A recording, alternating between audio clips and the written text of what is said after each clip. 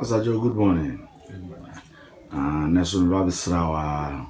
Asra de Minun Jaida, if visited the Yamaba Minyard for Frodiaco. I may say, Nipa Bone pa a dear suchin to Mukofa Breno, Ona Brabo. You are a payment for and then my phone in Shabas Selun Soup, Mina on Shada, and a pay Michel, Michama do phone and also, somewhere, my main cousin make a cabin fan to me and minimity for. So, me just say, if you say a boy, and there's my him, the be a make us same way.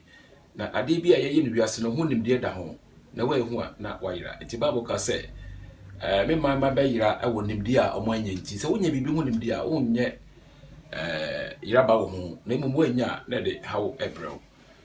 She be a fat bonnet home, eh, dear, and ye, tea so 2 years for sa, say in your bonnet. If it's a bonnet, I could try no, now bonnet so, and the home will be away. Self wants to train a besano.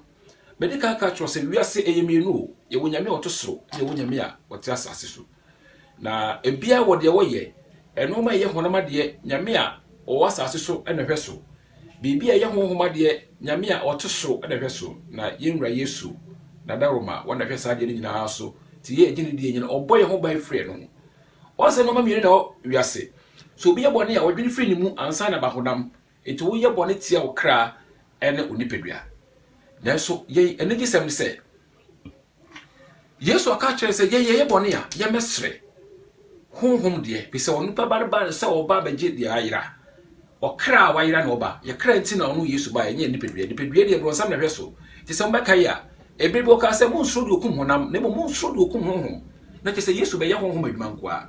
Woni Samaria ni ba ne hia. Oka kire se momo de bipo Yesu na mosom. Na Jerusalem na Israel force na me catch was a baby ba enye bipoi ana Jerusalem le be sori rade ye be sori rade wo honhom ne kremu te na Christopher we wiase no honhom ne yesoma rade o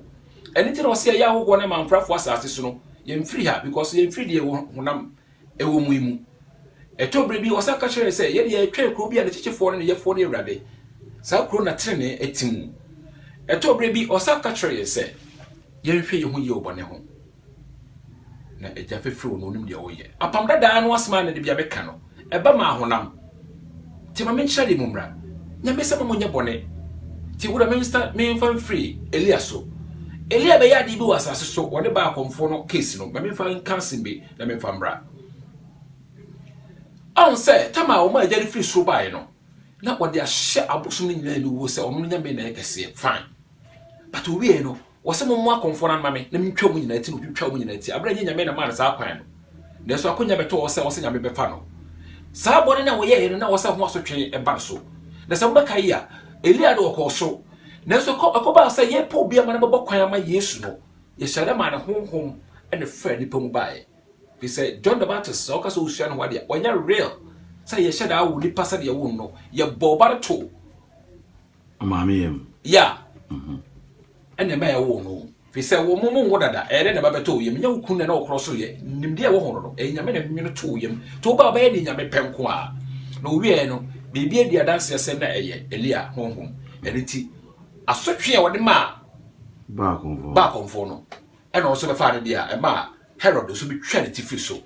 ne say take for that wo de nipadua ye bone a nipadua be huna mane okra de be huna mane na ye de nya adom de abo adom so say Yesu say okra de me de be chewo no say nya kwan aba heaven a wo nya so twen bia okra de no na nipadua de obetwa so because ono bi no sam na hweso na me count ya say ti wo ye boni bia wasase so hu say so pe ready Yesu chewo wo de honhom de be chewo na bro sam de ofare de nche anything they what take for that anything they war the law of karma cause and effect ti nipadua be hu emfa won say osum nyame nipadua de be hu ne de osoro de pe no de be chewo to ka che Peter say fasika ne hye bo hanum fi say de onipa gu no eno ano be dey obitwa otwe sekai ye bitwa sekai ti boni bia wo ye bia no susu ye fi say wo ye no e ho amane nyina egu ho e twenwa e te say sa wo ti na me kasa asemo o say Paul tama na wo ye so no okunkum no oboa ma ye kunkum e Kristofo obeji di ye no ohuna mane pa ye bonu a ye na yakayaka dia sa amane ofa mu no suafo no bibiri amfamu sa me ba choti ase adintia ono ye sa bone ne to ho e ma no ho nti oba na so ohunu ti bre bi ye hwe ne ba bi e ma suafo no kra kosa no buka so owu odu no no se se omu kran se Munum sa man hu pii na be fa modi akopio so henem no wote ase ansa ne ko wi ase Domitius Nero ema Patimius ene Finnegan ko twede tifri so ere de ohuna mane because of Yesu nti the Bible catch we Yakob say so bi huna mane se kromfo ai ne ono ne gireje na so huna mane se Yesu nti a wo se obewu na so kra no beje na nkwa eti Mr. Christopher de Yesu Christo de ye kra ho adwuma na no be ye honam nka ho na ye honam de di boni bia ye benya so twe ya wo de opa se wo sa ne nya yare bone so su frewrade a awrade de wo bone be chew wo kra ho bone be chew na nipadua de obeto aso honam mane je se de ogu no obetwa eti wo ye bone na wo hwene yi wo sisi obi hwene yi obi twa bi na nti hwene yi obi sika be de wo fa de hwene obu obi hwene yi ne nyina aye waso twe na nim na wonim ti bibi beto se awrade de ma ye obu aba ye dada na wonim wato bonda dada etwe so fraw afena na mpa fe ye de esiw eni ti obi hunu ma wo nye de enye yi be pa chama nim se de me kemu da ho a on se Domitius Nero ya ene twa o ma yekum Peter so a ma ye bona senuam nanso Peter na ma hunu anye bebre se Paul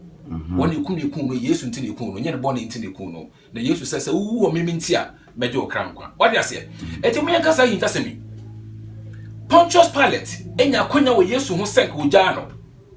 nanso Pontius per se obefa wiase ayonko enti o ka se no wure wa ye de mo me nya no ena dwufo se da bi maye nya no kokunu maye jaba na ba de kekum Yesu we maye wo se de no waye wo se ye de dwufo ye de mra na ye adwuma wo ye no wo se Yakobon enti sa dwufo mra no kum Yesu what they say shemenya Roman fo ne kum ya aye mra no kum no ka Pontius Pilate de ko gya no ena mo se da bi ye dwufo wo de o kan aye John chapter 19 na o kan wasem kan fi wo sa bra bedu 11 no bo so be kan sansam ni nyira ye mra no wo ye wo se Yakobon mi wan so ye ka chene se odifo te se Moses no beba abegemo nanso Yesu ye no wo se Yakobon ma omo mra no de tiasa ti bi kunu tenya bon wa se o ka se bre no wiedru no Onyankopon osman ne ba a oba wo no se o ma wo no mrase no magye wo na o hye mrase no nti obagye efiri wo nti ye tete potat nti na Yesu ba obi wuye wo wu ma ye tete potat nti ma ye nya bone bio na bone ho asotwe abeto ipedue Yesu wu sa wu na ma ye wi de aka se ye nsre ye kra de na efiri ofisi wo bagye awrade Yesu de on sa nto aso nya bone bio eti ne pedue mu ama ne hu de ebekọ ti Yesu de ko pese o gye ye ene ye say Yesu de so ye busude me nim de ntia wa busude me keka wa nyina ba eti do 19 verses 8 9 hono ana Pilate ba Yesu no say wo ye hwan wan fi no wo say wo mu ame na wonim sem go ho kwa sem me ye jao ana me wo ho kwa sem me ye kum ana Yesu hwe ne din sa na wo say wo sa wan fa mfiri soro ma wa ka unnya mesutumi na mum ni pa wo yi mi ma wo no wona ne bone dawso eti hwe Pontius Pilate ho asem bi sasa na okan no e ma Pontius Pilate probation close to sada no a konya no wo sanka ujai Yesu akọ asem na wo mensa me mpese me di no mugya ho nyina na se wo beka ya na yino so ka chere se hwe yie no wura ma so no wo da ye wonya no ho amane bia ya eti no so beto ho eti Pontius Pilate ma akọ asa fe yenkum Yesu adentia na opa yonko ye na mu ayonko ye nti ujai Yesu se yenkum ana mukum Yesu na ansa no bekum Yesu no omo ka kire Judafo ka kire Pontius Pilate se kunuma ye na se woni fa ne mogya megu ye ne ma atifi na nome fi se mogya endifo no kuma obo so twe da so to obo pese nome ne yedai emra won so some innocent so eti obo Yesu asemi ma Yesu wuwie ye sanchole bai ne ma omo hu se side pa no ya gyankwampa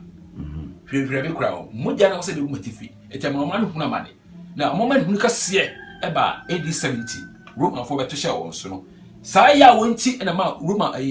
Jew for ko chiri won kase kwa hweti wiase Yesu yekum no ntia mishre wo hono no eti Pontius Pilate ma kwa me yekum no also Judas scroll ma kwa me yekum no ko yi ni ma no wono akose no homa because na wono me yakoa ebe hwe from epeche na Pontius so ekopel se obeyi na ma enwa ma no hu na Peter de o de che no na so kra no amfa no ho ani na Pontius Pilate de no na ma no hunu mu afede Yesu Kristo wachi o kwa na ye tete ye sa hwe no se wo na o me yekum agyankwa no ye wo na o me yekum Yesu na ye me ye hunu amane ye tete ne sa no se wontimi and no America no call or he no one was hwede o man eka obi a so se me na me ku no enya mo na mka se me nyini mamo no say na say punch so mka sa enya mfom so fi se wona wo san a ye dey ye kum obi e say wo ka sa de omudika o say oye no yi mama e to okofia ko ka twere yire okwa na yire say bema me ka twere so hweye no ani muja bema yu muja hofo me ka twere se maso no da ye hweye no ani muja hofo ana wo ya so de ko yire ma so mo no no munku to bi ka nti asoro yi no ama asase so yi no poncho so dwene wan no ntimi frustration do ntimi dwane call room the kurase very nice hono kotenai na obodam adentia eto de bia ohoro nsa be bro mpredu da ko obusa say de moje bia ye nsem ntimi frustration do no de sekra ho no wuye na ne yesu aka asem bia to ti na osasa asem ne de ebam won eti Pontius Pilate de ko sha bodan ade a che na bodan na pai obi a wo no na Pontius Pilate ni funu da bonten yo tutu form de ne ko share form ade a che na asase mo bai se sa no me nipa wo mentimi nkura no bonenti na yi na abeto abonten ya no ko to pum ade a che na posad na ba Pontius Pilate wo hono no da sad na ba bio e ke se o mentimi na wo se Yesu Kristo no asem ba mu se do to nkuma ba ko suntudua no o te se obi a ne unyambo ato ne chine da ko to pubunu ye fa Pontius Pilate ne unyambo e boy yam so moko anasa awio e mu dudu ne to ne chi ne do ko to pubunu man sana Pontius Pilate oko ko pubunu because of boni me so ye boni a binya so hwe so ye boni me kum ni pa no ade contract na wa ko jiska kakra bi no ko kum ni pa he tina je so hwima Pontius Pilate ko ye wa hene no saadi we ato na ya hen fofo so anye de Nyankopon na Yesu Kristo pa ebitimi ato mo so say we ye boni nko abeto wo de opa kwaje urade de okra mu boni be chew na onipa dua mu boni de obetua you pay for it you can never eat or cake and have it no dua ho ne ntwa tina me kasa kire me nwan se mummy nyi hu free body mu be brave say wa wo do urade no ka nya wo de ne boni be say Yesu be twa wo dua free body ho say me wo foforo mu akọ hu na wo tra boni mu bi ofisa boni ho amane hu de Yesu ma hu na ma awie na de aka ye wo so be yi hu free body na ya wo bebre so abani pedue mu be say bronsam de wo de pedue body obetwe aso onfa nche Nyankopon kwa na do kra mu boni che sese nya kwanya na sabra heavy bi enya no ti bisra mo onye mu free body ho kakra obi di nti no ma bi ese so wo ya na wo ye na mo sem ho no ma bebre ho enye kama na wiase bi bia da ho bia meshes da ho nya me ye de nimde tare ho na wa ho nimde na no ayira ti no say me ma ba yira because of nimde a omuni na de do ntia ara penya me hira mo jaru itari machel mete wonka che ma mete wonka hira kama no pay ajo yara wasepa na je wa mo dwimi afa Pontius Pilate ho na me koda fo from Saba amedi nkomo class pa